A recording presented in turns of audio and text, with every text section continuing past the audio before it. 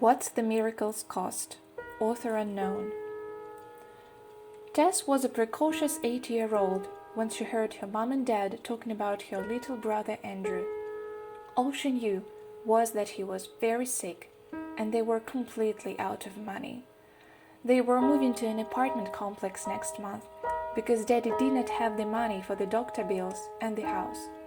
Only a very costly surgery could save him now, and it was looking like there was no one to loan them the money. She heard Daddy say to her tearful mother with whispered desperation, "Only a miracle can save him now."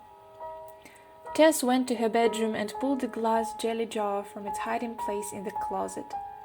She poured all the change out on the floor and counted it carefully, 3 times even.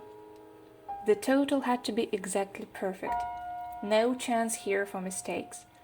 Carefully placing the coins back in the jar and twisting on the cap, she slipped out the back door and made her way 6 blocks to Rexall's drugstore with the big red Indian chief sign above the door.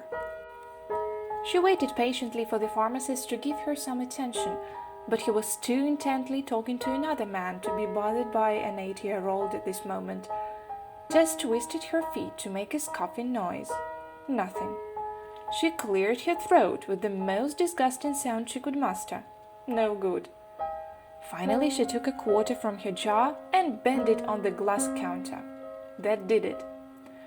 "And what do you want?" the pharmacist said in an annoyed tone of voice. "I am talking to my brother from Chicago, whom I haven't seen in ages," he said without waiting for a reply to his question. "Well, I want to talk to you about my brother," Tess answered back in the same annoyed tone. "He's really, really sick, and I want to buy a miracle." "I beg your pardon?" said the pharmacist.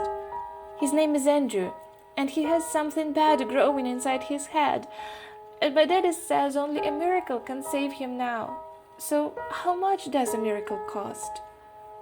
"We don't sell miracles here, little girl. I'm sorry, but I can't help you," the pharmacist said, softening a little. "Listen, I have the money to pay for it. If it isn't enough, I will get the rest. Just tell me how much it costs." The pharmacist's brother was a well-dressed man. He stooped down and asked the little girl, "What kind of a miracle does your brother need?" "I don't know," Tess replied with her eyes welling up.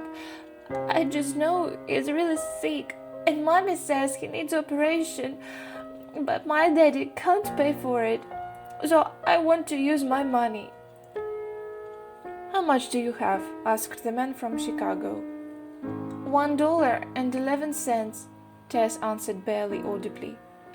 "And it's all the money I have, but I can get some more if I need to." "Well, what a coincidence," smiled the man. $1.11, the exact price of a miracle for little brothers. He took her money in one hand, and with the other hand he grasped her and said, "Take me to where you live. I want to see your brother and meet your parents. Let's see if I have the kind of miracle you need." That well-dressed man was Dr. Carlton Armstrong, a surgeon specializing in neurosurgery. The operation was completed without charge, and it wasn't long until Andrew was home again and doing well. Mom and Dad were happily talking about the chain of events that had led them to this place. "That surgery," her mom whispered, "was a real miracle. I wonder how much it would have cost." Tess smiled. She knew exactly how much a miracle cost. $1.11, plus the faith of a little child.